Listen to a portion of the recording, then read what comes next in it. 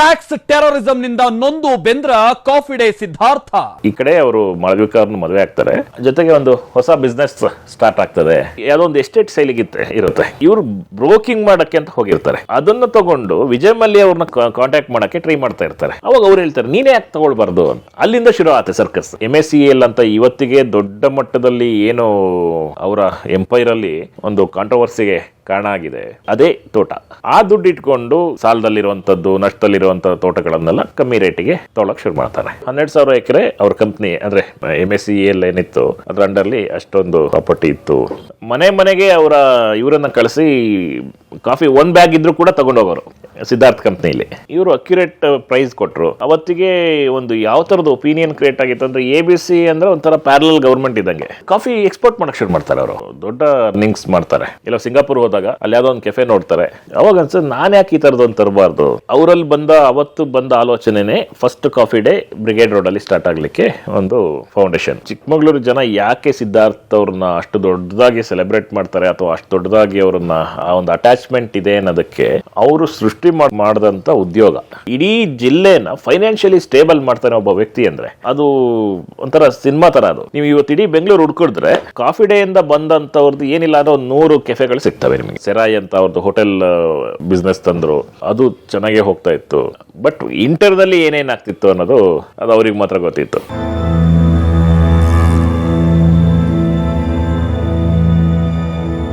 ಆರಾಮಾಗಿ ಮನೆ ಕ್ಯಾಬ್ ಬರುತ್ತೆ, ಒಳ್ಳೆ ಸಂಬಳ ಕೊಡ್ತೀಯಾರ ಅಂದಾಗ ಅವ್ನು ಯಾಕೆ ಇದನ್ನ ಮಾಡಕ್ ಹೋಗ್ತಾನೆ? ಬಿಡಪ್ಪ, ನಾನು ಯಾಕೆ ರಿಸ್ಕ್ ತಗೊಳ್ಳಿ, ನಮ್ಗೆ ಸ್ಯಾಲ್ರಿ ಬರ್ತಿದೆ, ಆರಾಮಾಗಿ ಇರ್ತೀನಿ ಅಂತ. ನಾನು EMI ಕಟ್ತಾನೆ ಅಷ್ಟೇ ಅಂತ ವಾತಾವರಣದಲ್ಲಿ ಸಿದ್ಧಾರ್ಥ್ ಬರ್ತಾರೆ. ನೋಡಿ, ನಾವು ಇಷ್ಟು ಮಾತಾಡಿದ ಆ ಸೇಫ್ ಝೋನ್ ಹುಡುಗನೇ. ಹೌದು ನೋಡಿ, ಹಸುವಿಲ್ಲ, ಅವಮಾನ ಇಲ್ಲ, ಬಡತನ ಇಲ್ಲೇ ಇಲ್ಲ, 4 ಎಕರೆ ಕಾಫಿ ಪ್ಲಾಂಟರ್ ಮಗ. ಅದು ಒಂದು ವಿಶೇಷ ನೋಡಿ. ಆಯ್ತಾ, ಅವ್ರಿಗೆ ಇದ್ದಿದ್ದು ಆಂಬಿಷನ್ ಒಂದೇ, ಅವ್ರ ಜೊತೆಗಿದ್ದು. ಓಕೆ, ಅವ್ರು ಕೇಳಿರೋ ಅವರಪ್ಪ ದುಡ್ಡು ಕೊಡ್ತಾರೆ, ಏನೋ ಒಂದು ಕಂಪ್ನಿ ಏನೋ ಮಾಡ್ತೀನಿ ಅಂದ್ರೆ ಅದೆಲ್ಲ ಇದ್ದು ಅವ್ರಿಗೆ ಏನೋ ಒಂದು ಹೊಸದೇನೋ ಮಾಡ್ತೀನಿ ಅಂತ ಹುಡ್ಕೊಂಡು ಹೊಡ್ತಾರೆ ಅವ್ರು. ಸೊ ಈ ಶೇರ್ ಬ್ರೋಕಿಂಗ್ ಅಲ್ಲಿ ಗೆದ್ರು ಖಂಡಿತ. ಅವರೇ ಹೇಳ್ಕೊಂಡಿರೋ ಪ್ರಕಾರ. ನಿಮ್ಮ ಪುಸ್ತಕಗಳು ಇದೆ, 1 ಲಕ್ಷ ದಿನ ದುಡ್ಡು. ಹೌದು ಇದೆ. ಆದರೆ ಅದಕ್ಕೆ ಇನ್ವೆಸ್ಟ್ ಅವ್ರ ತಂದೆ ಮಾಡಿದ್ರ? ಇಲ್ಲ, ಅವ್ರು ಹೇಳ್ತಾರೆ 50,000 ರೂಪಾಯಿ ತಗೊಂಡೆ, 50,000 ಏನೋ ಹೇಳ್ತಾರೆ. ಅದು ತೊಗೊಂಡು ಬೆಂಗಳೂರು ಬಂದೊಂದು ಒಂದು ಚಿಕ್ಕ ರೂಮ್ ತೊಗೊಂಡೆ ಇರೋಕ್ಕೆ. ಇನ್ನೊಂದು ಇದರಲ್ಲಿ 50,000 ಅಲ್ಲ, ನನಗೆ ಇದು ನೆನಪಾಗ್ತಾ ಇಲ್ಲ, ಒಂದು ಸೈಟ್ ತೊಗೊಳ್ತಾರಂತೆ. ನೋಡಿ, ಅಲ್ಲೇ ಒಂದು ಇದು ಸೇಫ್ ಇನ್ವೆಸ್ಟ್ಮೆಂಟ್. ಏನು?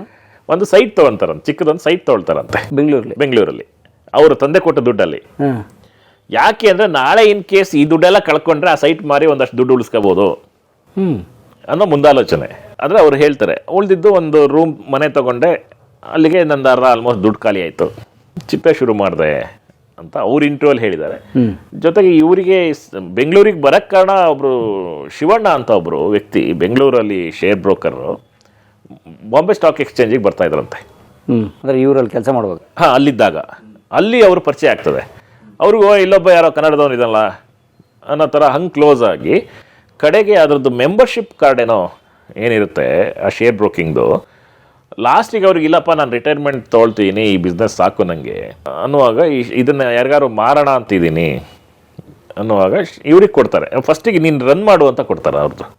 ಅವ್ರ ಸೆಕ್ಯೂರಿಟೀಸ್ ಇಲ್ಲಿ ಏನಿತ್ತು ರನ್ ಮಾಡೋಕೆ ಕೊಟ್ಟು ಸ್ವಲ್ಪ ದಿನ ಆದಮೇಲೆ ಇಲ್ಲಪ್ಪ ನಿನ್ನ ಕಾರ್ಡ್ ನಿನಗೆ ಕೊಟ್ಬಿಡ್ತೀನಿ, ಸರೆಂಡರ್ ಮಾಡೋಕ್ಕೆ ಹೋಗಲ್ಲ ನಾನು, ನಿನಗೆ ಕೊಡ್ತೀನಿ, ನೀನು ತಗೊಂಡು ಇದು ಮಾಡು ಅಂತ ಇವರಿಗೆ ಅದನ್ನು ಮಾರ್ತಾರೆ. ಅದನ್ನ ಇಟ್ಕೊಂಡು ಇವರು ಸಿವಾನ್ ಸೆಕ್ಯೂರಿಟೀಸ್, ಶಿವಣ್ಣ ಅನ್ನೋ ವ್ಯಕ್ತಿಯ ಕಂಪನಿಗೆ ಸಿವಾನ್ ಸೆಕ್ಯೂರಿಟೀಸ್ ಅಂತ ಹೆಸರಿರ್ತಾರೆ. ನೆಕ್ಸ್ಟ್ ಅದೇನೇ ವೇ ಟು ವೆಲ್ತ್ ಅಂತ ಆಗಿದ್ದು. ಓಹೋ, ವೇ ಟು ವೆಲ್ತ್. ಹೌದು, ವೇ ಟು ವೆಲ್ತ್ ಅಂತ ಮುಂಚೆ ಅದರಿಂದ ಬಂದಿದೆ, ಸಿವಾನಿಂದನೇ ಅವರು ಅದನ್ನ ಎಕ್ಸ್ಪ್ಲೇನ್ ಮಾಡ್ತಾರೆ. ಅಲ್ಲಿಂದ ಅದು ಟ್ರೇಡಿಂಗ್ದು ಒಂದು ನಡೀತಾ ಇತ್ತು. ಅದ್ರ ಮಧ್ಯದಲ್ಲಿ ಈ ಕಾಫಿ ಇದಕ್ಕೆ ಹೋಗ್ತಾರೆ. ಕಾಫಿ ಹೇಗೆ ಬಂದ್ರು ಅವರು? ಕಾಫಿ ಯಾವುದೋ ಒಂದು ಎಸ್ಟೇಟ್ ಸೇಲಿಗೆ ಇರುತ್ತೆ ಚಿಕ್ಕಮಗಳೂರಲ್ಲಿ, ಯಾರೋ ಮೈಸೂರದ್ದು ಒಂದು ಕಂಪ್ನಿ ಅದು ಇವರು ಬ್ರೋಕಿಂಗ್ ಮಾಡಕ್ಕೆ ಅಂತ ಹೋಗಿರ್ತಾರೆ. ಅಂದರೆ ಡೀಲ್ ಮಾಡಕ್ಕೆ ಯಾರು ಮಾರ್ಸ್ಲಿಕ್ಕೆ ಅಂತ. ಅದನ್ನು ತಗೊಂಡು ವಿಜಯ್ ಮಲ್ಯ ಅವ್ರನ್ನ ಕಾಂಟ್ಯಾಕ್ಟ್ ಮಾಡಕ್ಕೆ ಟ್ರೈ ಮಾಡ್ತಾ ಇರ್ತಾರೆ. ವಿಜಯ್ ಮಲ್ಯ ಏನಾದ್ರು ತಗೊಳ್ತಾರ ಆ ಥರ 90s ಅಲ್ಲಿ. ಅವರಿಗೆ ವಿಜಯ್ ಮಲ್ಯ ಪರಿಚಯ ಇಲ್ಲ. ಅವರ ಮಧ್ಯೆ ಬರೋರೆ ನರೇಶ್ ಮಲ್ಹೋತ್ರಾ. ಅವ್ರು ಅವಾಗ ಅದ್ರದ್ದು CEO ಅಥವಾ ಏನೋ ಒಂದು ಪೊಸಿಷನ್ ಅಲ್ಲಿ ಇರ್ತಾರೆ. ಅವರು ಇಲ್ಲಿ UB ಅಲ್ಲಿ, ಯುನೈಟೆಡ್ ಬ್ರೂವರೀಸ್ ಅಲ್ಲಿ. ಹೌದು. ಇವ್ರು ಹೋಗಿ ಇವರಿಗೆ ಅದಕ್ಕಿಂತ ಮುಂಚೆ ಎಲ್ಲೋ ಫ್ಲೈಟಲ್ಲಿ ಟ್ರಾವೆಲ್ ಮಾಡ್ಬೇಕಾದ್ರೆ ಪರಿಚಯ ಆಗಿರ್ತಾರೆ ಅವರು. ಆ ಒಂದು ಪರಿಚಯದ ಮೇಲೆ ಹೋಗ್ತಾರೆ. ಪರಿಚಯದ ಮೇಲೆ ಹೋಗಿ ನೋಡಿ ಕೇಳಿ ಈ ಥರದೊಂದು ಕಂಪ್ನಿ ಇದು ತೋಟ ಸೇಲಿಗಿದೆ, ಒಳ್ಳೆ ಇದಿದೆ, ಅದರಲ್ಲೊಂದಷ್ಟು ಅಸೆಟ್ಸ್ ಇದೆ, ದುಡ್ಡಿದೆ. ಕೇಳಲಿಕ್ಕೆ ಹೋದಾಗ ಆಯ್ತಪ್ಪ ನೀನು ಇದನ್ನು ಇಟ್ಟೋಗು, ಏನು ನಿಂದು ಪ್ರಾಸ್ಪೆಕ್ಟಸ್ ಇದೆ ಅದು ನಾನು ಮಾತಾಡ್ತೀನಿ ಅಂತ ಹೇಳ್ತಾರೆ. ಅವ್ರು ಮರಿತಾರೆ. ಮಲ್ಹೋತ್ರ ನೆಕ್ಸ್ಟ್ ಮತ್ತೆ ಇವರು ಅವ್ರನ್ನ ಕಾಂಟ್ಯಾಕ್ಟ್ ಮಾಡಿದಾಗ ಆಗಲೇ ಇಮಿಡಿಯೇಟ್ ಕಾಲ್ ಮಾಡಿ ಅವ್ರ ಆಫೀಸಿಗೆ ಕೇಳ್ತಾರಂತೆ, ಇಲ್ಲ ವಿಜಯ್ ಮಲ್ಯ ಅವರಿಗೆ ಏನಾದ್ರ ಬಗ್ಗೆ ಆಸಕ್ತಿ ಇಲ್ಲ, ಬೇಡ ಅಂತ. ಅವಾಗ ಅವ್ರು ಹೇಳ್ತಾರೆ ನೀನೇ ಯಾಕೆ ತಗೊಳ್ಬಾರ್ದು ಅಂತ. ಮಲ್ಹೋತ್ರ ಸಿದ್ಧಾರ್ಥ ಅವ್ರಿಗೆ ಹೇಳ್ತಾರೆ, ನೋಡಿ ಇನ್ಸ್ಪಿರೇಷನ್ ಎಲ್ಲಿಂದ ಬರುತ್ತೆ ಅಂತ, ನೀನೇ ಯಾಕೆ ತಗೊಳ್ಬಾರ್ದು ಅದನ್ನು. ಅಲ್ಲಿಂದ ಶುರು ಆಗುತ್ತೆ ಸರ್ಕಸ್. ಅವಾಗ ಅವ್ರು ಹೇಳ್ತಾರೆ ನೀವು ಪಾರ್ಟ್ನರ್ ಆಗ್ಬೇಡಿ ಅಂತ. ಅಂದರೆ ಇವ್ರು ಹೇಳ್ತಾರೆ ನಿಮ್ಮ ಹತ್ರ ಎಷ್ಟು ದುಡ್ಡಿದೆ ಅಂದಾಗ ನನ್ನ ಹತ್ರ 5 ಲಕ್ಷ ಇದೆಯಪ್ಪ, ನನ್ನ ಹತ್ರ 5 ಲಕ್ಷ ಹಾಕ್ಬೋದು ಅಷ್ಟೇ ಅಂತ ಅವ್ರು ಹೇಳ್ತಾರೆ. ಸರಿ, ನನ್ನ ಹತ್ರ ಒಂದು 15 ಲಕ್ಷ, ಇವನು 5, ಇನ್ನೊಬ್ಬರು ಯಾರೋ ಬರ್ತಾರಂತೆ, ಅವರು ಒಂದು 5 ಲಕ್ಷ ಎಲ್ಲ ಸೇರಿಸಿ ಯಾವುದೋ ಲೋನ್ಗಿನ್ ತೊಗೊಂಡು ಮಾಡೋದು ಅನ್ನೋದು ಹಾಗೆ ಆಗಿ ಅದೊಂದು ದೊಡ್ಡ ಜರ್ನಿ. ಕಡೆಗೆ ವಿಜಯ ಬ್ಯಾಂಕಿಂದ ಇದು ತೊಗೊಂಡು ಲೋನ್ ತೊಗೊಂಡು ಅದಕ್ಕೆ ಅವರೇ ಹೆಲ್ಪ್ ಮಾಡ್ತಾರೆ ನರೇಶ್ ಮಲ್ಹೋತ್ರ. ಅಲ್ಲಿಂದ ಶುರುವಾಗಿ ಮೈಸೂರಿಗೆ ಹೋಗಿ ಅಂತ ಡೀಲ್ ಮುಗಿಸ್ತಾರೆ. ತೋಟ ಬರುತ್ತೆ ಇವ್ರ ಕೈಗೆ ಬರುತ್ತೆ. ಎಷ್ಟು ಎಕರೆ ನೆನಪಿದೆ? 600 ಎಕರೆ ಅಂತ ಕಾಣ್ತದೆ. ಅದೇ MACEL ಅಂತ ಇವತ್ತಿಗೆ ದೊಡ್ಡ ಮಟ್ಟದಲ್ಲಿ ಏನು ಅವರ ಎಂಪೈರಲ್ಲಿ ಒಂದು ಕಾಂಟ್ರವರ್ಸಿಗೆ ಕಾರಣ ಆಗಿದೆ. ಅದೇ ತೋಟ, ಆ ಕಂಪನಿ MACEL ಅಂದರೆ Mysuru amalgamated coffee estates limited ಅಂತ. ಎಲ್ಲಿದೆ ಅದು? ಚಿಕ್ಕಮಗಳೂರಲ್ಲಿ. ಚಿಕ್ಕಮಗಳೂರು ಮೂಡಿಗೆರೆ? ಇಲ್ಲ, ಚಿಕ್ಕಮಗಳೂರಲ್ಲಿ ಟೌನಲ್ಲೇ ಇದೆ. ಅಂದರೆ ಆ ತೋಟ ಇತ್ತು, ಚಿಕ್ಕಮಗಳೂರಲ್ಲಿ ತೋಟ ಇತ್ತದು 600 ಎಕರೆ. ಆ ಕಂಪನಿ ಬಂದು ಮೈಸೂರಲ್ಲಿತ್ತು, ಆದರೆ ಆಫೀಸ್ ಎಲ್ಲ ಮೈಸೂರಲ್ಲಿತ್ತು. ಇವರು ಅದನ್ನು ಖರೀದಿ ಮಾಡ್ತಾರೆ. ಅಲ್ಲಿಂದ ಇವರು ತೋಟ ತೊಗೊಳ್ಳಿಕ್ಕೆ ಶುರು ಮಾಡ್ತಾರೆ.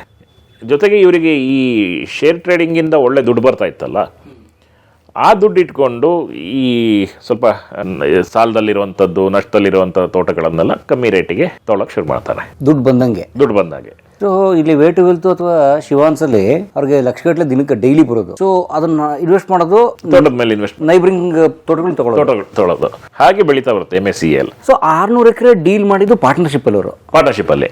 ಕಡೆಗೆ ಅವ್ರು ಹೊರಗೆ ಹೋಗ್ತಾರೆ. ಅದರಿಂದ ಅವ್ರಿಗೆ ಏನಾದ್ರಲ್ಲಿ ಇಂಟ್ರೆಸ್ಟ್ ಇರಲ್ಲ, ಅಂದರೆ ಅವ್ರಿಗೆ ತೋಟದ ಬಗ್ಗೆ ಏನೂ ಗೊತ್ತೂ ಇರಲ್ಲ. ಸರಿಯಪ್ಪ, ಒಂದಷ್ಟು ಟೈಮ್ ಆದಮೇಲೆ ಇವರು ಅವ್ರಿಗೆ 25% ಶೇರ್ ಕೊಟ್ಟಿರ್ತಾರೆ ನಮ್ಮ ಮಲ್ಹೋತ್ರಗೆ.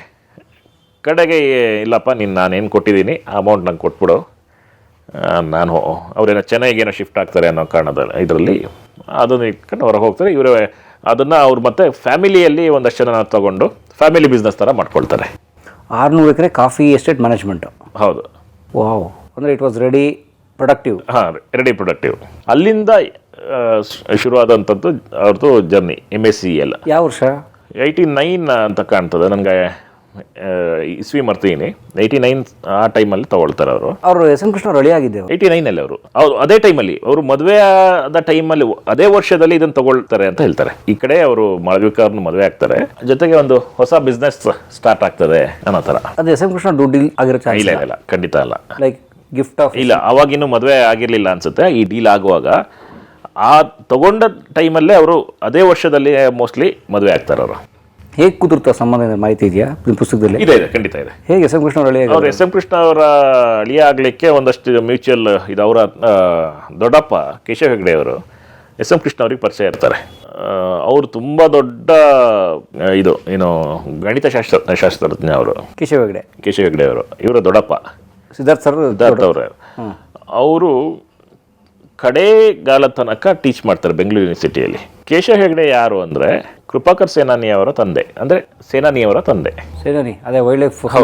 ಹೌದು, ಸೇನಾನಿ ಕೇಶವ ಹೆಗ್ಡೆ ಅವರು. ಸೊ ಹಾಗಾದ್ರೆ ಸೇನಾನಿ ಅಂಡ್ ಸಿದ್ಧಾರ್ಥ್ ಚಿಕ್ಕಪ್ಪ ದೊಡ್ಡಪ್ಪ ಮಕ್ಕಳು, ಒಂದೇ ಚಿಕ್ಕಪ್ಪ ದೊಡ್ಡಪ್ಪನ ಮಕ್ಕಳು. ಯಾಕಂದ್ರೆ SM ಕೃಷ್ಣ ಅವರು 89 ಕಾಲಕ್ಕೆ ಬಹಳ ಪ್ರಭಾವಿ ರಾಜಕಾರಣ. ಆಲ್ರೆಡಿ ದೇವರಾಜ ಅರಸು ಸಂಪುಟದಲ್ಲಿ ಮಂತ್ರಿ ಆಗಿದ್ರು, ಅನೇಕ ಬಾರಿ ಶಾಸಕರು, ಸಂಸದರು ಎಲ್ಲರೂ ಆಗಿದ್ರು. ಸೊ SM ಕೃಷ್ಣ ಅವರು ಅಳಿಯನ್ ಮಾಡ್ಕೋತೀನಿ ಬಹುಶಃ ಬಹಳ ಜನಕ್ಕೆ ಆಸಕ್ತಿ ಇತ್ತೇನೋ. ಖಂಡಿತ. ಸಿದ್ಧಾರ್ಥ್ ಬಗ್ಗೆ ಅಥವಾ ಇವ್ರ ಕುಟುಂಬದ ಬಗ್ಗೆ ಅವರಿಗೆ ಚೆನ್ನಾಗಿ ಗೊತ್ತಿತ್ತು. SM ಕೃಷ್ಣ ಫ್ಯಾಮಿಲಿಗೆ ಅಂದರೆ ಅವರ ಪತ್ನಿ ಪ್ರೇಮಕೃಷ್ಣ ಅವರು ಕೂಡ ಇವರ ಕುಟುಂಬಕ್ಕೆ ಹತ್ತಿರದ ಸಂಬಂಧಿ, ತೀರ್ಥಹಳ್ಳಿ ಕಡೆ ಇವರ ತಾಯಿಯ ಸಂಬಂಧಿಕರು. ಆ ಒಂದು ಇದ್ರ ಮೇಲೆ ಕೂಡ ಆಗಿದಿರ್ಬೋದು. Okay, but not a love marriage. ಇಲ್ಲ, ಲವ್ ಮ್ಯಾರೇಜ್ ಅಲ್ಲ ಅದು. ಬಟ್ ಅವ್ರಿಗೆ ಪರಿಚಯ ಇತ್ತು ಹಿಂದೆ ಅಂತ ಹೇಳ್ತಾರೆ. ಅವರ ತಾಯಿ ಇಂಟ್ರ್ಯೂ ಅಲ್ಲಿ ಹೇಳ್ತಾರೆ. ಬಟ್ ಇದು ಪ್ಯೂರ್ ಅರೇಂಜ್ ಮ್ಯಾರೇಜ್. 89 ಅವ್ರ ಮದುವೆ ಆಗಿದೆ. 89ರಲ್ಲಿ ಅದೇ ಸಂದರ್ಭದಲ್ಲಿ ಇದರ ಡೀಲ್ ಕೂಡ ಆಗುತ್ತೆ ಅಂತ ಹೇಳ್ತಾರೆ. ಈ ತೋಟ ಖರೀದಿ ಆಗ್ತದೆ ಅಂದ್ರೆ ಒಂಥರ ಫಾರ್ಚೂನ್ ಬಂತು ಮನೆಗೆ ಅನ್ನೋ ಥರ. ಅಂದ್ರೆ ಇವರ ಲೈಫಲ್ಲಿ ಮಾಳವಿಕರ್ ಬಂದ ಟೈಮಲ್ಲೇ ಅವರ ಒಂದು ಹೊಸ ಬಿಸ್ನೆಸ್ ಟೇಕ್ ಆಫ್ ಆಯಿತು ಅನ್ನೋ ಥರ ಹೇಳ್ತಾರೆ. ಅದಾದ ನಂತರ ಒನ್ ಬೈ ಒನ್ ತೋಟಗಳು ತಗೊಳ್ತಾನೆ ಹೋಗ್ತಾರೆ. ಅದ್ರ ಜೊತೆಗೆ ಪ್ರಭಾವಿ ರಾಜಕಾರಣಿಯ ಅಳಿಯ ಬೇರೆ, ಅದು ಕೂಡ ಅವರಿಗೆ ಒಂದಷ್ಟು ಪ್ಲಸ್ ಆಗಿದ್ದಿರ್ಬೋದು ಬೇರೆ ಬೇರೆ ರೀತಿಯಲ್ಲಿ. ಬಟ್ ಇವರಿಗೆ ಒಂದು ದೊಡ್ಡ ಆಂಬಿಷನ್ ಇದ್ದಿದ್ದು ಟೆಕ್ ಇನ್ವೆಸ್ಟರ್ ಆಗಬೇಕು ಅಂತ. ಅಂದರೆ ತಂತ್ರಜ್ಞಾನ ಕಂಪ್ನಿಗಳಲ್ಲಿ ಇವತ್ತು ಏನು ಐ ಟಿ ಏನಿದೆ ಅದರ ದೊಡ್ಡ ಇನ್ವೆಸ್ಟರ್ ಆಗಬೇಕು ಅನ್ನೋದು ಅವ್ರ ದೊಡ್ಡ ಮಹತ್ವಾಕಾಂಕ್ಷೆ ಅಂತೆ. ಹೇಗೆ ಪರಿಚಯ ಆ ಕ್ಷೇತ್ರ ಎಲ್ಲ ಅವ್ರಿಗೆ? ಅವರು ಬಿಗಿನಿಂಗಲ್ಲಿ ಇನ್ಫೋಸಿಸ್ಗೆ ಇನ್ವೆಸ್ಟ್ ಮಾಡ್ತಾರೆ, ಶೇರ್ಸ್ ತಗೊಳ್ತಾರೆ. ಬಟ್ ಆದರೆ ಅವರು ಎಕ್ಸಿಟ್ ಆಗುವಾಗ ಅರ್ಲಿ ಎಕ್ಸಿಟ್ ಆಗ್ತಾರೆ. ಬಟ್ ಒಂದು ಒಳ್ಳೆ ರಿಟರ್ನ್ ಸಿಗುತ್ತೆ. ಅವತ್ತಿಂದ ಅವರಿಗೆ ಅದೊಂದು ಇದು ಶುರು ಆಗುತ್ತೆ, ಇಲ್ಲ ನಾನು ಟೆಕ್ ಇನ್ವೆಸ್ಟರ್ ಆಗಬೇಕು. ಅದು ಅವ್ರ ದೊಡ್ಡ ಒಂದು ಮಹತ್ವಾಕಾಂಕ್ಷೆ ಅಂತಲೇ ಹೇಳ್ಬೋದು.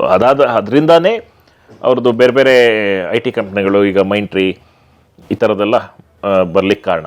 ಆಮೇಲೆ 92 ನಂತರ ನಿಧಾನಕ್ಕೆ ಇವ್ರದ್ದು ಏನು ಶೇರ್ ಬ್ರೋಕಿಂಗ್ ಬಿಸ್ನೆಸ್ಸು ಡೌನ್ ಆಗ್ತಾ ಬರುತ್ತೆ.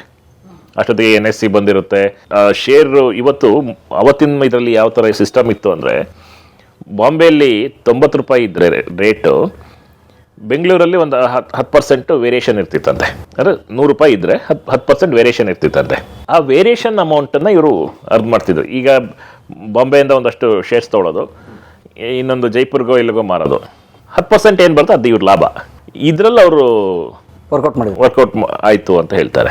ಕಡೆಗೆ NSE ಬಂದ ನಂತರ ಈ ಸುಮಾರು ಹಗರಣಗಳೆಲ್ಲ, ಹಷದ್ಮೇಧ ಹಗರಣಗಳು ಇವೆಲ್ಲ ಆದಮೇಲೆ ತುಂಬ ಟೈಟ್ ಆಗ್ತದೆ. ಜೊತೆಗೆ NSE ಬಂದಮೇಲೆ ಎಲ್ಲ ಕಡೆ ಒಂದೇ ರೇಟ್ಸು ಈ ಥರದ್ದೆಲ್ಲ ಒಂದೇ. ಈಗ ಏನು 10% ಡಿಫ್ರೆನ್ಸಸ್ ಇರ್ತಿತ್ತು, ಅದು ಕಮ್ಮಿ ಆಗ್ತಾ ಬಂತು. ಅವ್ರು ನಿಧಾನಕ್ಕೆ ಈ ಕಡೆಗೆ ಬರೋಕ್ಕೆ ಶುರು ಆಗ್ತಾರೆ. ಅಲ್ಲಿ ಮಾರ್ಜಿನ್ ಕಮ್ಮಿ ಆಗ್ತಾ ಬಂದಾಗ ಬಟ್ ವೇ ಟು ವೆಲ್ತ್ ಅಂತ ಒಂದು ರೀಬ್ರ್ಯಾಂಡ್ ಮಾಡ್ತಾರೆ ಕಡೆಗೆ. ಅದ್ರ ಅಂಡರ್ಲಿ ಒಂದಷ್ಟು ಬೇರೆ ಬೇರೆ ಬಿಸ್ನೆಸ್ಗಳು ಇಟ್ಕೊಳ್ತಾರೆ. ಬಟ್ ಕಾಫಿ ಬಿಸ್ನೆಸ್ಸಿಗೆ, ಅವ್ರಿಗೆ ಕೆಫೆ ಬಿಸ್ನೆಸ್ಸಿಗೆ ಬರೋದೇ ಒಂದು ಇದು. ಅಷ್ಟೊತ್ತಿಗೆ ಕಾಫಿ ಓಪನ್ ಮಾರ್ಕೆಟ್ ಆಗ್ತದೆ. ಯಾವ ಇಯರ್? 92 ಐ ಥಿಂಕ್, 92, 93 ಆ ಟೈಮಲ್ಲಿ. ಒಟ್ಟು ಇದು LPG ರಿಫಾರ್ಮ್ಸ್ ಬಂದಮೇಲೆ ಬಂದಮೇಲೆ ಇವರು ಮನಮೋಹನ್ ಸಿಂಗ್ನ ಭೇಟಿ ಮಾಡಿ ಅವ್ರಿಗೆಲ್ಲ ಎಕ್ಸ್ಪ್ಲೈನ್ ಮಾಡಿದ ನಂತರ ಅವರು ಇಲ್ಲ ನಾನು ಇದನ್ನು ಲಿಬ್ರಲ್ ಮಾಡ್ತೀನಿ ಅಂತ ಅವ್ರು ಹೇಳ್ತಾರೆ. ಆ ಟೈಮಲ್ಲಿ ಇವರು ಹೊಸ ಕಂಪ್ನಿ ತರ್ತಾರೆ, ಅದೇ ABCTL. ಯಾವ ಎಸ್ಟಾಬ್ಲಿಷ್ಮೆಂಟ್ ಅದು? ಐ ಥಿಂಕ್ ನನಗೆ ನೆನಪಿರುವಂಗೆ 93-94ರಲ್ಲಿ ಆ ಕಂಪ್ನಿ ಬಂದಿದ್ದು. ಯಾಕೆ ನನಗೇನು ನೆನಪಿದೆ. ಆ ವರ್ಷ, ಅದು ಬಂದ ವರ್ಷ ಅಥವಾ ಅಂದರೆ ಅದೇ ಟೈಮಲ್ಲೇ ಇದಾಯಿತು, ಏನು ಓಪನ್ ಮಾರ್ಕೆಟಿಗೆ ಬಂತು ಕಾಫಿ. ಮನೆಗೆ ಇವರನ್ನು ಕಳಿಸಿ ಕಾಫಿ 1 ಬ್ಯಾಗ್ ಇದ್ರೂ ಕೂಡ ತಗೊಂಡೋಗೋರು, ಪರ್ಚೇಸ್ ಮಾಡೋರು. ಯಾರು? ಸಿದ್ಧಾರ್ಥ್ ಕಂಪ್ನಿಲಿ, ಇಡೀ ಚಿಕ್ಕಮಗಳೂರು. ಹೌದೌದು, ಎಲ್ಲ ಊರುಗಳಲ್ಲೂ ಏಜೆಂಟ್ಗಳನ್ನ ಇಟ್ಕೊಂಡು ನಿಮ್ಮಲ್ಲಿ 1 ಬ್ಯಾಗ್ ಇದ್ರೂ 1 ಗಾಡಿ ಕಳಿಸಿ ಅದನ್ನ ತಗೊಂಡೋಗೋರು. ಸೊ ಸರ್ಕಾರದ ಕಂಟ್ರೋಲ್, ಕಾಫಿ ಬೋರ್ಡ್ ಕಂಟ್ರೋಲ್ ಏನು ಕಾಫಿ ಇತ್ತಲ್ಲ, ಸೊ ಅದು ನಿಂತು ಹೋಗಿ ಅದು ಓಪನ್ ಮಾರ್ಕೆಟ್ ಯಾರು ಬೇಕಾದ್ರೂ ಮಾರ್ಕೋಬೋದು ಅಂದಾಗ, ಸೊ ಇಡೀ ಚಿಕ್ಕಮಗಳೂರು ಕಾಫಿನ ಸಿದ್ಧಾರ್ಥ್ ಕಂಟ್ರೋಲ್ ಮಾಡಿದರು. ಕಂಟ್ರೋಲ್ ಅನ್ನೋಕ್ಕಿಂತ ಒಂದು ಹೊಸ ಮಾರ್ಕೆಟ್ನ ಕ್ರಿಯೇಟ್ ಮಾಡಿದ್ರು. ಅಲ್ಲಿ ತನಕ ಅದಾಗುವಾಗ ಒಂದಷ್ಟು ಎಕ್ಸಿಸ್ಟೆಡ್ ಕಂಪ್ನೀಸ್ ಇತ್ತು, ಟ್ರೇಡರ್ಸ್ ಇದ್ದರು. ಯಾವಾಗ ಇವರು ಬಂದರು, ಕಂಪ್ನಿ ಮಾರ್ಕೆಟಿಗೆ ಬಂದರು, ಅವರು ಸ್ವಲ್ಪ ಅಲರ್ಟ್ ಆದರು. ಅಂದರೆ ಜನ ಇವರು ಇದರಲ್ಲಿ ಲಂಡನ್ ಮಾರ್ಕೆಟ್ದು ಇದನ್ನು ಅಕ್ಯುರೇಟಾಗಿ ಆ ಪ್ರೈಸ್ನ ಇಲ್ಲಿ ಕೊಡ್ಲಿಕ್ಕೆ ಶುರು ಮಾಡೋದು. ಅಂದರೆ ಒಳ್ಳೆ ಪ್ರೈಸು. ಏನು ಲಂಡನ್ ಈಗ ಕಾಫಿ ಪ್ರೈಸ್ ಫಿಕ್ಸ್ ಆಗೋದು UK ಅಲ್ಲಿ ಈಗಲೂ ಇವತ್ತಿಗೂ. ಇಂಟರ್ನ್ಯಾಷನಲ್ ಮಾರ್ಕೆಟ್ ಲಂಡನ್ ಪ್ರೈಸೇ ಇಲ್ಲೆಲ್ಲ. ಲಂಡನ್ನಲ್ಲಿ ಏನು ಪ್ರೈಸ್ ಬರುತ್ತೆ ಆ ಪ್ರೈಸ್ನೇ ಇಲ್ಲಿ ಇದು ಮಾಡ್ತಾರೆ. ಆದರೆ ಅವ್ರೇನು ಮಾಡ್ತಾಯಿದ್ರು, ಇವ್ರಿಗಿಂತ ಮುಂಚೆ ಇದ್ದಂಥ ಕಂಪ್ನಿಗಳು ಅಂದರೆ ಅದನ್ನು ಅಷ್ಟಾಗಿ ಫಾಲೋ ಮಾಡ್ತಿರ್ಲಿಲ್ಲ. ಅವ್ರದ್ದೊಂದು ಪ್ರೈಸ್ ಇತ್ತು, ಆ ಪ್ರೈಸಿಗೆ ತೊಗೊಳೋರು. ಯಾವಾಗ ಇವ್ರು ಬಂದರು ಅವ್ರಿಗೆಲ್ಲ ಹೊಡ್ತಾ ಬಿತ್ತು. ಇವರು ಅಕ್ಯುರೇಟ್ ಪ್ರೈಸ್ ಕೊಟ್ಟರು, ಒಂದು ನ್ಯಾಯಸಮ್ಮತವಾದ ಬೆಲೆ ಅಂತ ಹೇಳ್ಬೋದು, ಒಂದು ಕಾರ್ಪೊರೇಟ್ ಸ್ಟೈಲು. ಆವಾಗ ಏನಾಯಿತು, ಅವರೆಲ್ಲ ಇವ್ರ ಪ್ರೈಸ್ನ ಫಾಲೋ ಮಾಡೋಕ್ಕೆ ಶುರು ಮಾಡ್ತಾರೆ. ಆ ಕಂಪ್ನೀಸ್ ಎಲ್ಲ ಮುಂಚೆ ಸುಮಾರು ಇತ್ತು, ಬೇರೆ ಬೇರೆ ಕಂಪ್ನೀಸ್ ಎಲ್ಲ ಇತ್ತು. ಬಟ್ ಇವ್ರದ್ದು ಒಂಥರ ನಾಗಾಲೋಟ. ABC ಅನ್ನೋದು ಮನೆ ಮಾತಾಗೋಯ್ತು ತುಂಬ ದೊಡ್ಡ ಮಟ್ಟದಲ್ಲಿ. ಅವತ್ತಿಗೆ ಒಂದು ಯಾವ ಥರದ ಒಪಿನಿಯನ್ ಕ್ರಿಯೇಟ್ ಆಗಿತ್ತು ಅಂದರೆ, ABC ಅಂದರೆ ಒಂಥರ ಪ್ಯಾರಲಲ್ ಗೌರ್ಮೆಂಟ್ ಇದ್ದಂಗೆ. ಅಂದರೆ ಅಷ್ಟು ಕ್ರೆಡಿಬಿಲಿಟಿ ಇತ್ತು, ನಂಬಿಕೆ ಇತ್ತು, ಜನರಲ್ಲಿ ವಿಶ್ವಾಸ ಇತ್ತು. ಅದು ತುಂಬ ದೊಡ್ಡ ಮಟ್ಟದಲ್ಲಿ ಅದನ್ನ ಉಳಿಸ್ಕೊಂಡ್ರು ಅವರು. ABC ಕಾಫಿ ಕೊಡ್ತೀಯಾ, ಓಕೆ ನೀನು ಹಾಗೆ ತೊಗೊಂಡೋಗು, ಆಮೇಲೆ ದುಡ್ಡಿಸ್ಕೊಳ್ತೀನಿ ಆ ಥರದ್ದು ಬೆಳೆಗಾರರಲ್ಲಿ ಒಂದು ಮನೋಭಾವನೆ ಬಂತು, ಆ ಥರದ್ದೊಂದು ಇದು ಬಂತು. ಅದೇ ಥರ ನಡೀತಾ ಇತ್ತು. ಅಲ್ಲಿಂದ ನೆಕ್ಸ್ಟ್ 96 ಇದು ಬರ್ತದೆ, ಕೆಫೆ ಕಾಫಿ ಡೇ ಬರುತ್ತೆ. ಆದರೆ ಕೆಫೆ ಕಾಫಿ ಡೇ ಈ ಕಾಫಿ ಔಟ್ಲೆಟ್ಸ್ ಬರೋಕ್ಕೆ ಮೊದಲು 93 to 96 ಅವ್ರು ಕಾಫಿ ಬೀಜ ತಗೊಂಡು ಏನು ಮಾಡಿದ್ರು? ಕಾಫಿ ಎಕ್ಸ್ಪೋರ್ಟ್ ಮಾಡೋಕ್ಕೆ ಶುರು ಮಾಡ್ತಾರೆ ಅವರು. ಅದರಲ್ಲಿ ದೊಡ್ಡ ಅಮೌಂಟ್ ಅವರು ದೊಡ್ಡ ಅರ್ನಿಂಗ್ಸ್ ಮಾಡ್ತಾರೆ. ಅದರ ಧೈರ್ಯದ ಮೇಲೆ ಅವರು ಕೆಫೆಗಳನ್ನ ಶುರು ಮಾಡಲಿಕ್ಕೆ ಕೈ ಹಾಕ್ತಾರೆ. ಇಲ್ಲ ಸಿಂಗಾಪುರ್ ಹೋದಾಗ ಅಲ್ಲಿ ಯಾವುದೋ ಒಂದು ಕೆಫೆ ನೋಡ್ತಾರೆ, ಹಿಂಗೆ ದಾರಿಲಿ ಬರ್ತಾ ಏನು ಅಂತ ಒಳಗಡೆ ಹೋದ್ ನೋಡಿದ್ರೆ ಕಾಫಿ ಕುಡ್ಕೊಂಡು ಆರಾಮಾಗಿ ಇದನ್ನು ಬ್ರೌಸಿಂಗ್ ಮಾಡಿಕೊಂಡು ಇಂಟರ್ನೆಟ್ ಬ್ರೌಸಿಂಗ್ ಮಾಡಿಕೊಂಡು ಇರೋದನ್ನು ನೋಡ್ತಾರೆ. ಅವಾಗ ಅನ್ಸುತ್ತೆ ನಾನು ಯಾಕೆ ಈ ಥರದೊಂದು ತರಬಾರ್ದು. ಅದೇ ಅವರಲ್ಲಿ ಅವತ್ತು ಬಂದ ಆಲೋಚನೆನೇ ಫಸ್ಟ್ ಕಾಫಿ ಡೇ ಬ್ರಿಗೇಡ್ ರೋಡಲ್ಲಿ ಸ್ಟಾರ್ಟ್ ಆಗಲಿಕ್ಕೆ ಒಂದು ಫೌಂಡೇಶನ್. ಓಕೆ, ಮೊದಲು ಕಾಫಿ ಡೇ ಶುರು ಬ್ರಿಗೇಡ್ ರೋಡಲ್ಲಿ. ಈಗ ಇದೆಯಾ ಅದು? ಇದೆ. ಆಮೇಲೆ ಅದಾದಮೇಲೆ ಒಂದಷ್ಟು ಕಡೆ ಶುರು ಮಾಡ್ತಾರೆ. ಮೈಸೂರಲ್ಲಿ, ಮಂಗಳೂರಲ್ಲಿ, ಚೆನ್ನೈಯಲ್ಲಿ ಔಟ್ಲೆಟ್ಸ್ ತರ್ತಾರೆ. ಬಟ್ ಒಂದು ಆರ್ಗನೈಸ್ಡ್ ಆಗಿರಲಿಲ್ಲ ಆ ಬಿಸ್ನೆಸ್ ಅಂತ. ಆ ಟೈಮಲ್ಲಿ ನರೇಶ್ ಮಲ್ಹೋತ್ರಾ ಮತ್ತೆ ಎಂಟ್ರಿ ಆಗ್ತಾರೆ. ಅವರು ಇದರ CEO ಆಗಿ ಬರ್ತಾರೆ ಕಾಫಿ ಡೇ. ಅವ್ರು ಬಂದ ನಂತರ ಮತ್ತೆ ಎಲ್ಲದನ್ನು ರೀಸ್ಟ್ರಕ್ಚರ್ ಮಾಡೋಕೆ ಶುರು ಮಾಡ್ತಾರೆ. ಕಾಫಿ ಡೇ ಇತ್ತು, 18 ಔಟ್ಲೆಟ್ ಇತ್ತು. ಬಟ್ ಅದು ಮೇಜರ್ ಕೆಫೇಸ್ ಎಲ್ಲ ಲಾಸಲ್ಲಿ ಹೋಗ್ತಿತ್ತು. ಎಂಪ್ಲಾಯೀಸು ಅನ್ವಾಂಟೆಡ್ ನಂಬರ್ಸಲ್ಲಿ ಎಂಪ್ಲಾಯೀಸ್ ಇದ್ದರು. ಅದನ್ನೆಲ್ಲ ಅವ್ರು ಕಟ್ ಡೌನ್ ಮಾಡಿ ಹೊಸದೊಂದು ಇದು ಮಾಡಿ ಒಂದು 2-3 ಕೆಫೆಗಳನ್ನ ಕ್ಲೋಸ್ ಮಾಡಿ ಬೇರೆ ಏರಿಯಾಗಳಲ್ಲಿ ಸ್ಟಾರ್ಟ್ ಮಾಡಿ ಈ ಥರದ್ದೆಲ್ಲ ಮಾಡೋಕ್ಕೆ ಶುರು ಮಾಡ್ತಾರೆ. ಆಮೇಲೆ ಅದೊಂಥರದ್ದು ಒಳ್ಳೆ ಗ್ರೋತು. ನೀವು 2008 ತನಕ ಕಾಫಿ ಡೇದ್ದು ಒಳ್ಳೆ ಗ್ರೋತು. ಫ್ರಮ್ 96 ಸ್ಟಾರ್ಟ್ ಆಗ್ತದೆ. 2008 ತನಕ ಒಳ್ಳೆ ಗ್ರೋತೆ ಅವರು. ಅಂದರೆ ಇವರು ಇರ್ತಾರೆ ಅದರಲ್ಲಿ, ನರೇಶ್ ಮಲ್ಹೋತ್ರಾ ಮತ್ತು ಬೇರೆ ಬೇರೆ ಇವರು ಬರ್ತಾರೆ, ಅದಕ್ಕೆ ಎಕ್ಸ್ಪರ್ಟ್ಸ್ ಬರ್ತಾರೆ. ಹಾಗಾಗಿ ಬಟ್ ನಿರಂತರವಾಗಿ ಬದಲಾವಣೆಗಳಿಗೆ ಅವರು ಓಪನ್ ಅಪ್ ಆಗಿರ್ತಾರೆ. ಹೊಸದಾಗಿ ಏನು ಮಾಡ್ಬೋದು ಅವರನ್ನು ನಾನು ವೈಯಕ್ತಿಕವಾಗಿ ನಾನು ಕೂಡ ಅದೇ ಕಾಫಿ ಡೇ ಇಂದನೇ ಕೆಲಸ, ಅಂದರೆ ನಮ್ಮ ವೃತ್ತಿ ಜೀವನ ಶುರು ಮಾಡಿದ್ದು. ಕಾಫಿ ಡೇ ಎಂಪ್ಲಾಯ್ ನೀವು? ನಾನು ಬಿಗಿನಿಂಗಲ್ಲಿ ಒಂದು ಕೆಫೆಯಲ್ಲಿ ಕಾಫಿ ಕೊಡ್ತಿದ್ದೆ ಇಲ್ಲೇ ಫ್ರೇಜರ್ ಟೌನಲ್ಲಿ. ಅವತ್ತಿಗೆ ಹೆಂಗಿತ್ತು ಅಂದರೆ ಕಾಫಿ ಡೇ ಬಂದ ಹೊಸರಲ್ಲಿ ನಮ್ಮ ಚಿಕ್ಕಮಗಳೂರು ಜನ ಯಾಕೆ ಸಿದ್ಧಾರ್ಥ ಅವ್ರನ್ನ ಅಷ್ಟು ದೊಡ್ಡದಾಗಿ ಸೆಲೆಬ್ರೇಟ್ ಮಾಡ್ತಾರೆ ಅಥವಾ ಅಷ್ಟು ದೊಡ್ಡದಾಗಿ ಅವ್ರನ್ನ ಆ ಒಂದು ಅಟ್ಯಾಚ್ಮೆಂಟ್ ಇದೆ ಅನ್ನೋದಕ್ಕೆ ಮೂಲ ಕಾರಣ ಅವರು ಸೃಷ್ಟಿ ಮಾಡಿದಂಥ ಉದ್ಯೋಗ. ದೊಡ್ಡ ಮಟ್ಟದಲ್ಲಿ ಇಡೀ ಜಿಲ್ಲೆನ ಫೈನಾನ್ಷಿಯಲಿ ಸ್ಟೇಬಲ್ ಮಾಡ್ತಾನೆ ಒಬ್ಬ ವ್ಯಕ್ತಿ ಅಂದರೆ ಅದು ಒಂಥರ ಸಿನಿಮಾ ಥರ. ಅದು ಓಕೆ, ಬೇರೆ ಬೇರೆ ಥರದ ಉದ್ಯಮಿಗಳಿದ್ದಾರೆ, ಅವರು ಎಷ್ಟೋ ಜನರಿಗೆ ಕೆಲಸ ಕೊಟ್ಟಿರ್ತಾರೆ, ಅದೆಲ್ಲ ಹೌದು. ಆದರೆ ಇಡೀ ಜಿಲ್ಲೆಯಲ್ಲಿ ಅನ್ಸ್ಕಿಲ್ಡ್ ಜನರನ್ನ, ಊರಲ್ಲಿ ಹೊರಗಡೆ ಎಕ್ಸ್ಪೋಜರೇ ಇಲ್ದಿರೋಂಥವ್ರನ್ನ ಹೊರಗಡೆ ಕರ್ಕೊಂಡು ಬಂದು ಕೆಫೆಯಲ್ಲಿ ಕೆಲಸ ಕೊಟ್ಟು ಅವ್ರಿಗೆ ಟ್ರೈನಿಂಗ್ ಮಾಡಿ ಇಂಗ್ಲೀಷ್ ಕಲಿಸಿ ಅಲ್ಲಿಂದ ಅವ್ರನ್ನ ಒಂದಷ್ಟು ವರ್ಷಗಳ ಕಾಲ ಅವರಲ್ಲಿ ಕೆಲಸ ಮಾಡಿದ ನಂತರ ಹೊರಗಡೆ ಹೋಗಿ ಅವ್ರದ್ದೇ ಒಂದು ಬಿಸ್ನೆಸ್ ಏನೋ ಕಟ್ಕೊಳ್ಳೋದು. ನೀವು ಇವತ್ತು ಇಡೀ ಬೆಂಗಳೂರು ಹುಡ್ಕಿದ್ರೆ ಕಾಫಿ ಡೇಯಿಂದ ಬಂದಂಥವ್ರದ್ದು ಏನಿಲ್ಲ ಅಂದರೆ ಒಂದು 100 ಕೆಫೆಗಳು ಸಿಗ್ತವೆ ನಿಮಗೆ. ಆ ಕೆಫೆದು ಮೂಲ ಕಾನ್ಸೆಪ್ಟು ಅವ್ರಿಗೆ ಬಂದಂಥ ಪರಿಕಲ್ಪನೆ ಈ ಕಾಫಿ ಡೇಯಿಂದ, ಅಲ್ಲಿ ಕೆಲಸ ಮಾಡಿದ ಅನುಭವ ಅದರಿಂದನೇ ಬಂದಿತ್ತು. ಈ ಕಾರಣಕ್ಕಾಗಿ ಸಿದ್ಧಾರ್ಥ ತುಂಬ ಮುಖ್ಯ ನಮ್ಮ ಜಿಲ್ಲೆಗೆ. ನನಗೆ ಯಾರೋ ಕೇಳ್ತೀರಿ, ಏನು ನೀವು ಬಾಯಿ ತೆಗೆದ್ರೆ ಸಿದ್ಧಾರ್ಥ ಅಂತೀರಿ, ಏನು ಹಂಗೆ ಕಾರಣ ಇದು. ಈಗ ಒಂದು ಕಾಲದಲ್ಲಿ ಏನಾಗಿತ್ತು, 2001 ಆ ಟೈಮಲ್ಲಿ ಕಾಫಿ ಬೆಲೆ ಬಿದ್ದೋಗಿತ್ತು. 2001 ಆ ಟೈಮಲ್ಲಿ, ಈಗ 25 ವರ್ಷದ ಹಿಂದೆ ಕಾಫಿ ಬೆಲೆ ಬಿದ್ದೋಗಿತ್ತು. ಸಣ್ಣ ಬೆಳೆಗಾರರೇ ಜಾಸ್ತಿ ಕಾಫಿಲಿ. ಈ ಹೊರಗಡೆ ನೋಡೋವಂಥವ್ರು ಚಿಕ್ಕಮಗಳೂರವರು, ಕೂರ್ಗ್ನವರು ಕಾಫಿ ಪ್ಲಾಂಟರ್ಸ್ ಅಂತಾರೆ. ಇವ್ರು ಯಾರನ್ನ ನೋಡ್ತಾರೆ ಅಂದರೆ ದೊಡ್ಡ ಬೆಳೆಗಾರರ ಲೈಫ್ ಸ್ಟೈಲು ಅದನ್ನು ನೋಡ್ಕೊಂಡು ಹೇಳ್ತಾರೆ. ಅವ್ರ ಬೆಂಚ್ ಕಾರು, ಅವ್ರ ಕಾರ್ಗಳು, ಅವರ ಲೈಫ್ ಸ್ಟೈಲು, ಅವ್ರು ಇದನ್ನು ನೋಡಿ ಎಲ್ಲರೂ ಶ್ರೀಮಂತರು ಅಂತ. ಚಿಕ್ಕಮಗಳೂರವರು, ಕೂರ್ಗವರು, ಸಕಲೇಶ್ಪುರದವ್ರು ಎಲ್ಲರೂ ಶ್ರೀಮಂತರು ಅನ್ನೋದು ಒಂದು ತಪ್ಪು ಕಲ್ಪನೆ ನಮ್ಮಲ್ಲಿ ಹೊರಗಡೆ ಇದೆ.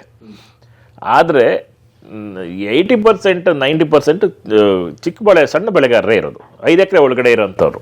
ಅವತ್ತಿಗೆ ಅವರಿಗೆ ಬೇರೆ ಆಯ್ಕೆಗಳಿರಲಿಲ್ಲ, ಅಂದರೆ ಬೇರೆ ಉದ್ಯೋಗ ಇರಲಿಲ್ಲ. ಕಾಫಿ ತೋಟ ಮಾಡಬೇಕು, ಇಲ್ಲ ಗದ್ದೆ ಕೆಲಸ ಮಾಡಬೇಕು, ಅಷ್ಟೇ ಬಿಟ್ಟರೆ ನಿಮಗೆ ಬೇರೆ ಉದ್ಯೋಗಗಳು ಗೊತ್ತಿರಲಿಲ್ಲ. ಆಮೇಲೆ ಹೊರಗಡೆ ಹೋಗಿ ಗೊತ್ತಿಲ್ಲ, ಅಲ್ಲಿ ಜನರಿಗೆ ಹೊರಗಡೆ, ನಮ್ಮ ಚಿಕ್ಕಮಗಳೂರು ಬಿಟ್ಟು ಹೊರಗಡೆ ಯಾವ ಊರಿದೆ, ಯಾವ ಊರು ದೊಡ್ಡ ಊರಿದೆ ಅನ್ನೋದೇ ಗೊತ್ತಿರಲಿಲ್ಲ ಅವತ್ತಿನ ಹುಡುಗರಿಗೆ. ಅಷ್ಟು ಸೇಫ್ ಆಗಿದ್ರಲ್ಲಿ, ಅಷ್ಟು ಸೇಫ್ ಆಗಿದ್ರು, ಅಷ್ಟು ಸೀಮಿತವಾದ ಪ್ರಪಂಚ. ಆ ಸಂದರ್ಭದಲ್ಲಿ ಈ ಕಾಫಿ ಡೇ ಏನು 1 by 1 ಓಪನ್ ಆಗ್ತಾ ಹೋಯಿತು. ಎಷ್ಟೊಂದು ಜನ ಅವಾಗೊಂದು ಮಾತು ಚಾಲ್ತಿಯಲ್ಲಿತ್ತು, ಬೆಂಗಳೂರಿಗೆ ಹೋದರೆ ಯಾರು ಹೋದರೂ ಸಿದ್ಧಾರ್ಥನ ಕೆಲಸ ಕೊಡ್ತಾನಂತೆ ಅಂತ. ಅದು ತುಂಬ ಸಾರ್ವತ್ರಿಕವಾಗಿತ್ತು ಈ 2000s ಆ ಟೈಮಲ್ಲಿ.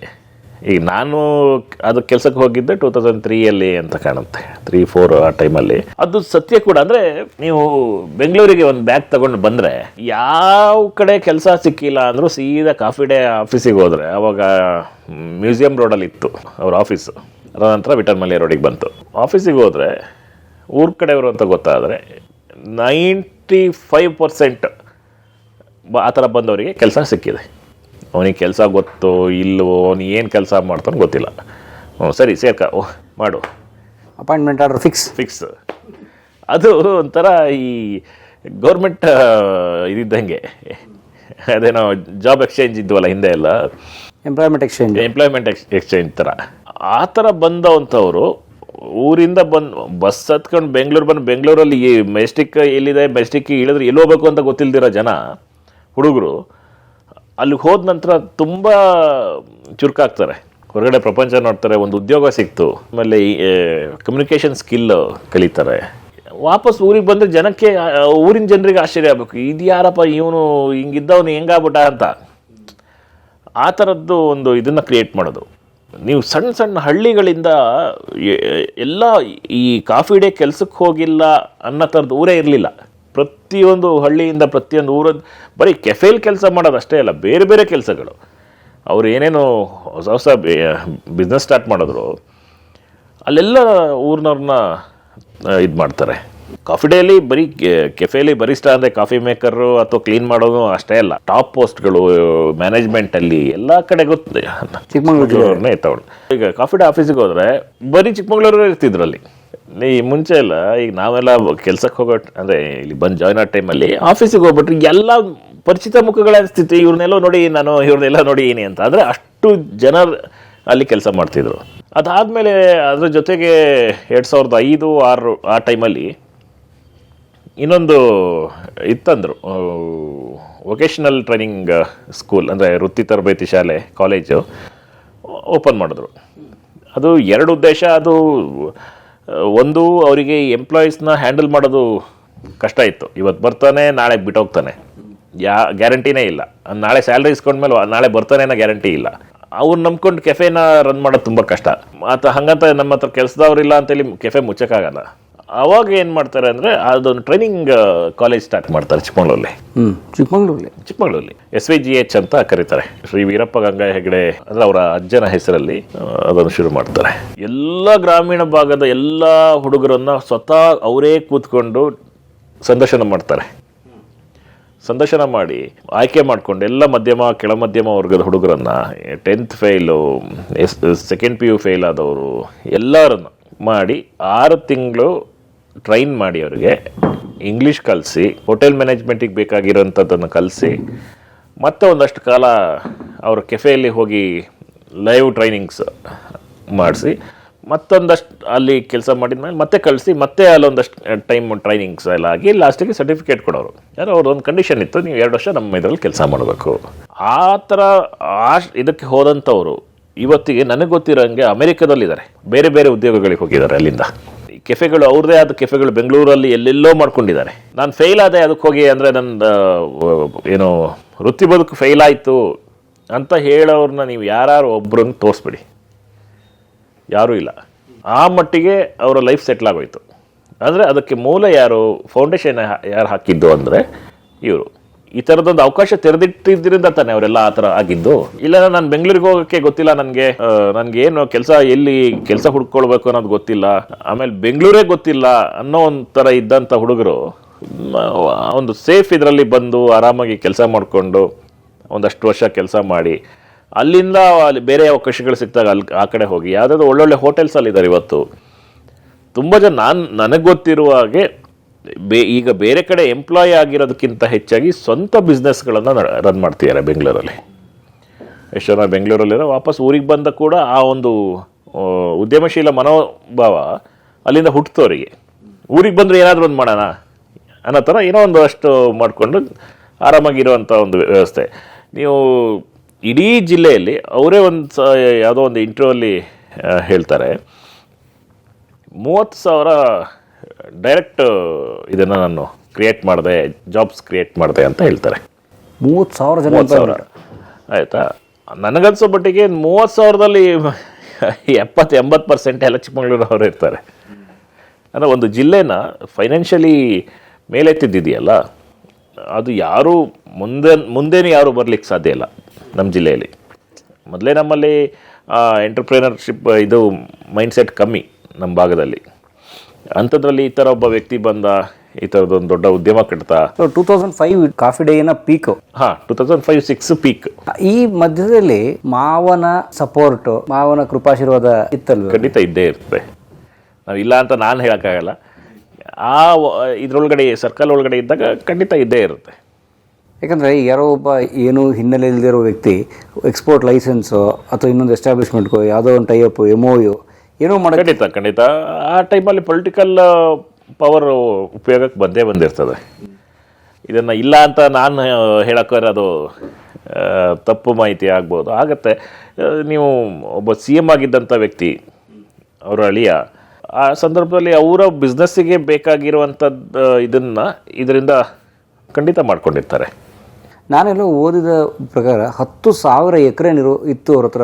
12,000 ಎಕರೆ ಅಂತ ಹೇಳ್ತಾರೆ. ಎಷ್ಟು? 12,000 ಅಂತ. 12,000 ಎಕರ್ಸ್. ಹೌದು. ಯಾವ ಟೈಮ್ ಪೀಕಲ್ಲಿ? ಈಗ ಅವ್ರು ಸಾಯೋ ಸಂದರ್ಭದಲ್ಲಿ 12,000 ಎಕರೆ ಅವರ ಒಟ್ಟು ಅವ್ರ ಕಂಪ್ನಿ ಅಂದರೆ MSEL ಏನಿತ್ತು ಅದ್ರ ಅಂಡರ್ಲಿ ಅಷ್ಟೊಂದು ಪ್ರಾಪರ್ಟಿ ಇತ್ತು. ಓನ್ ಇತ್ತಾ ಅಥವಾ ಏನು ಲೀಸ್ಗಿತ್ತ? ಏನು ಲೀಸ್ ಕೂಡ ಇತ್ತು ಅಂತಾರೆ. ಅದು ಸರಿಯಾದ ಇದು ಮಾಹಿತಿ ಹೊರಗಡೆ ಇಲ್ಲ. ಅವರು ಟೋಟಲಾಗಿ 12,000 ಎಕರೆ ಅವರ ಪ್ರಾಪರ್ಟಿ ಅಂತಾರೆ. ಅದ್ರ ಜೊತೆಗೆ ಬೇರೆಯವ್ರದ್ದು ಲೀಸಿಗೆ ತೊಗೊಂಡು ಅದನ್ನು ಅವರೇ ರನ್ ಮಾಡ್ತಾಯಿದ್ರು, ಆದರೆ ಆ ತೋಟ ಮ್ಯಾನೇಜ್ ಮಾಡ್ತಾಯಿದ್ರು ಕಂಪ್ನಿಯಿಂದ ಅಂತಲೂ ಹೇಳ್ತಾರೆ. ದೊಡ್ಡ ದೊಡ್ಡ ಎಸ್ಟೇಟ್ಸು. ಬಟ್ 12,000 ಎಕರೆ ಇತ್ತು ಅನ್ನೋದು ದಾಖಲೆಗಳಲ್ಲೂ ಇದೆ. ಅದು ಆಡಿಟಿಂಗ್ ಆದಾಗ ಕಂಪ್ನಿ ಝೋನ್. ಕಂಪ್ನಿ ಝೋನ್ ಬರೀ ಚಿಕ್ಕಮಗಳೂರು ಜಿಲ್ಲೆಯಲ್ಲೇ? ಚಿಕ್ಕಮಗಳೂರು ಜಿಲ್ಲೆಯಲ್ಲೇ. ಚಿಕ್ಕಮಗಳೂರು ಜಿಲ್ಲೆಯ ಕಾಫಿ ಲ್ಯಾಂಡ್ ಎಷ್ಟು? ಹತ್ತತ್ರ 1,00,000 ಹೆಕ್ಟೇರ್ ಮೇಲೆ ಇದೆ ಸರ್. ಒಂದು 2.5 ಲಕ್ಷ ಎಕರೆ. ಒಂದು 2.5 ಲಕ್ಷ ಎಕರೆ ಒಟ್ಟು. 2004ಕ್ಕೆ SM ಕೃಷ್ಣ ಅವರ ಮುಖ್ಯಮಂತ್ರಿ ತನ ಮುಗೀತು. ಅವರು ಸೆಂಟ್ರಲಿಗೆ ಹೋದ್ರು, ಅಷ್ಟೊತ್ತಿಗೆ ಸೆಂಟ್ರಲಿಗೆ ಹೋದ್ರು. ಬಟ್ ಇವರು ಹೋಗ್ತಾನೆ ಇದ್ರು ಮೇಲೆ, ಅಂದ್ರೆ ಹೊಸ ಬಿಸ್ನೆಸ್ ತಂದ್ರು. ಈಗ ಸೆರಾಯ್ ಅಂತ ಅವ್ರದ್ದು ಹೋಟೆಲ್ ಬಿಸ್ನೆಸ್ ತಂದ್ರು, ಅದು ಚೆನ್ನಾಗೇ ಹೋಗ್ತಾ ಇತ್ತು. ಬಟ್ ಇಂಟರ್ನಲ್ಲಿ ಏನೇನಾಗ್ತಿತ್ತು ಅನ್ನೋದು ಅದು ಅವ್ರಿಗೆ ಮಾತ್ರ ಗೊತ್ತಿತ್ತು. ಈಗ ನಮಗೆ ನೋಡಲಿಕ್ಕೆ ಎದುರುಗಡೆ ಒಂದು ಕಂಪ್ನಿ ದೊಡ್ಡದಾಗಿ ಚೆನ್ನಾಗಿ ಕಾಣುತ್ತೆ, ಒಳಗಡೆ ಏನು ಆಗ್ತಾ ಇದೆ ಅನ್ನೋದನ್ನು ಅದರೊಳಗಡೆ ಇರೋರಿಗೆ ಮಾತ್ರ ಗೊತ್ತಿರುತ್ತೆ.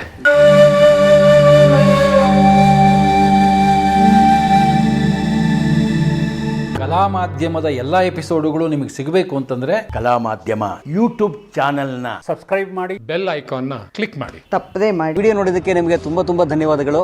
ಪುಸ್ತಕಗಳನ್ನ ಓದು ಮನಸ್ಸನ್ನು ಅರಳಿಸುತ್ತೆ, ಬುದ್ಧಿಯನ್ನು ಚುರುಕು ಮಾಡುತ್ತೆ, ಕಾಣದ ಹೊಸ ಲೋಕವನ್ನು ಪರಿಚಯಿಸುತ್ತೆ. ಹಾಗಾಗಿ ಓದುವ ಸಂಸ್ಕೃತಿ ಹೆಚ್ಚಾಗ್ಲಿ. ಧನ್ಯವಾದ.